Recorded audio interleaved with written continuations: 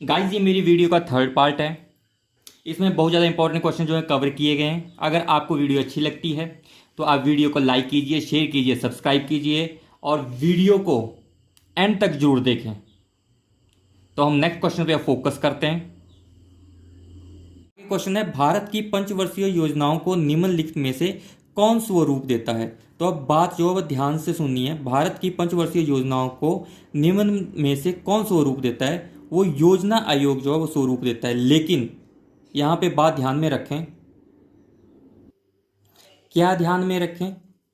यहां पे देखिए, प्लानिंग कमीशन। तो क्वेश्चन क्या पूछा है कि भारत की पंचवर्षीय योजनाओं को निम्न में से कौन स्वरूप देता है। तो वो योजना आयोग देता है। लेकिन योजना आयोग को, या बोल सकते हो प्लानिंग कमीशन को, 1 जनवरी 2015 को नीति आयोग में बदल दिया गया। तो ये भी क्वेश्चन आ सकता है कि प्लानिंग कमीशन को नीति आयोग में कब बदल दिया गया।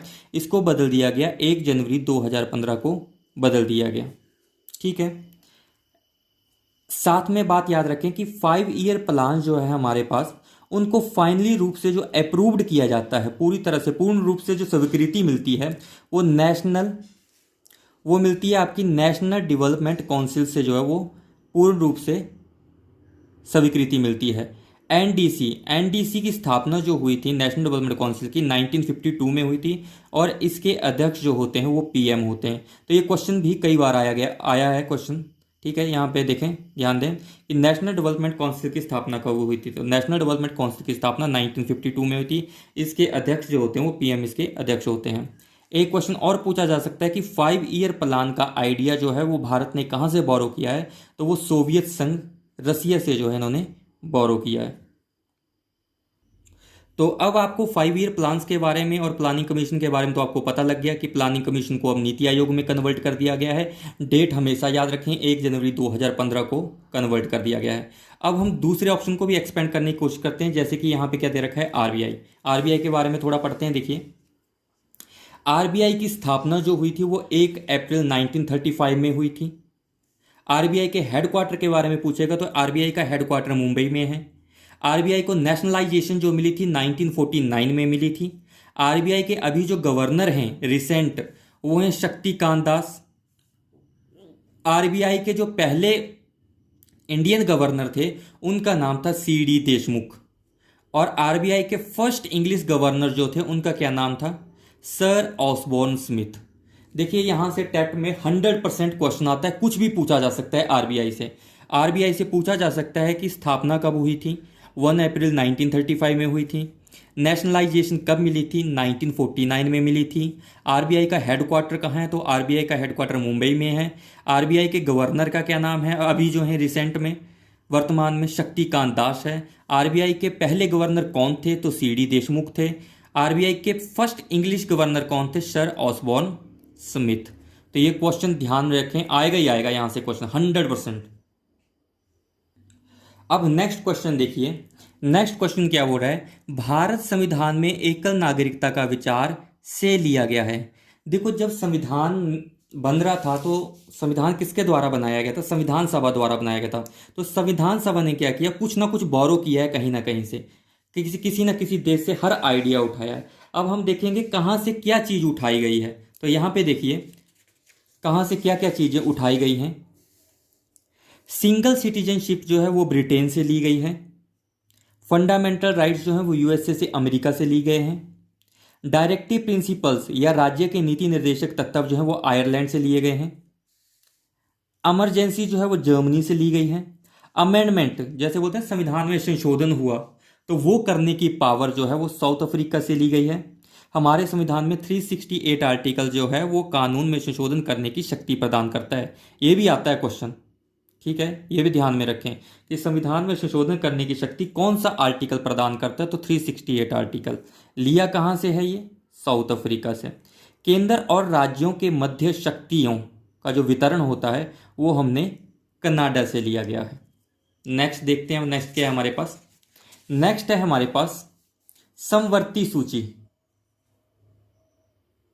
क्या है नेक्स्ट हमारे पास, नेक्स्ट हमारे पास है समवर्ती सूची, जिसको बोलते हैं कंकरेंट लिस्ट। तो कंकरेंट लिस्ट हमने कहाँ से ली गई है, ऑस्ट्रेलिया से ली गई है। फंडामेंटल ड्यूटीज, जिनको मौलिक कर्तव्य कहा जाता है, ये कहाँ से लिए गए हैं? तो ये रसिया से लिए गए हैं, पूर्व सोवियत संघ। 5 ईयर प्लान का आइडिया जो है वो भी रसिया से लिया गया है। एक बार दोबारा देखें ताकि आपको एकदम से याद हो जाए। दोबारा देखें इस बात को, क्या देखें? सिंगल सिटीजनशिप जो है यूके से लिया गया है। फंडामेंटल राइट्स जो है यूएसए से लिए गए हैं। डायरेक्टिव प्रिंसिपल्स जो है वो आयरलैंड से लिए गए हैं। इमरजेंसी जो है वो जर्मनी से ली गई है। अमेंडमेंट, कानून में संशोधन करने की शक्ति जो है वो साउथ अफ्रीका से ली गई है। केंद्र और राज्यों के मध्य शक्तियों का जो वितरण होता है वो कनाडा से लिया गया है। कंकरेंट लिस्ट के बारे में बात करें तो कंकरेंट लिस्ट ऑस्ट्रेलिया से ली गई है। फंडामेंटल ड्यूटीज रशिया, पूर्व सोवियत संघ से लिया गया है। 5 ईयर्स प्लान जो है आइडिया, ये कहाँ से लिया गया है? ये भी रशिया से ही लिया गया है। तो जैसा कि इन्होंने क्वेश्चन पूछा है, भारत संविधान में एकल नागरिकता का विचार से लिया गया है, तो कहाँ से लिया गया है? यूके से। ठीक है, यूएसए से फंडामेंटल राइट्स लिए हैं, और कनाडा से आपको पता है कि राज्यों और केंद्र के बीच में शक्तियों का जो वितरण है उसके बारे में वो आइडिया हमने कनाडा से लिया है। अब नेक्स्ट क्वेश्चन देखिए, if science a bill it becomes a law. देखो, राष्ट्रपति जब विधेयक पर हस्ताक्षर कर देता है तो वो कानून बन जाता है। नेक्स्ट क्वेश्चन देखिए, the constitution of the India guarantees कितने फंडामेंटल राइट्स की गारंटी देता है? 6 फंडामेंटल राइट की गारंटी देता है। नेक्स्ट क्वेश्चन देखिए, स्वतंत्रता प्राप्ति के पश्चात भाषा के आधार पर गठित पहला राज्य था, तो कौन था? आंध्र प्रदेश, 1953। स्वतंत्रता प्राप्ति के पश्चात भाषा के आधार पर जो गठित पहला राज्य था वो कौन था? आंध्र प्रदेश, 1953। नेक्स्ट क्वेश्चन पे चलते हैं अब हम लोग। भारतीय संविधान जो है, भारत का संविधान निम्नलिखित में से किस आयु वर्ग के बच्चों को निःशुल्क एवं अनिवार्य शिक्षा का प्रावधान करता है? अब ध्यान से सुनना है, यहाँ पे ये क्वेश्चन बार बार आता है, ये भी टेट में। 86th अमेंडमेंट हुई थी 2002 में, जिसके तहत शिक्षा के अधिकार को 21A में जोड़ा गया था, या आप बोल सकते हो फंडामेंटल राइट्स में इसको जोड़ा गया था। ये आर्टिकल कौन था? 21A में शिक्षा के अधिकार को जोड़ा गया था, और इसमें बताया गया था कि शिक्षा का अधिकार जो है वो भी एक फंडामेंटल राइट है, जिसको बोलते हैं right to education. 86th amendment हुई थी 2002 में, और जिसके तहत 6 से 14 वर्ष के बच्चों को निःशुल्क शिक्षा देना जो है वो अनिवार्य बताया गया है। तो शिक्षा का अधिकार हमारा एक फंडामेंटल राइट है, ये भी याद रखें। 86 अमेंडमेंट हुई थी 2002 में, जिसमें शिक्षा के अधिकार को फंडामेंटल राइट्स में जोड़ा गया था, और वो आर्टिकल कौन था? 21A में जोड़ा गया था, और इसमें 6 से 14 वर्ष के बच्चों को निःशुल्क शिक्षा देना जो अनिवार्य किया गया है। तो यहाँ पे भी यही क्वेश्चन पूछा गया है। तो 6 से 14 वर्ष के बच्चों को फ्री शिक्षा देनी है, निःशुल्क शिक्षा। नेक्स्ट क्वेश्चन देखते हैं, which of following is not correct about the Indian constitution. हम रिटन कॉन्स्टिट्यूशन, बिल्कुल सही बात है, हमारा कॉन्स्टिट्यूशन रिटन है।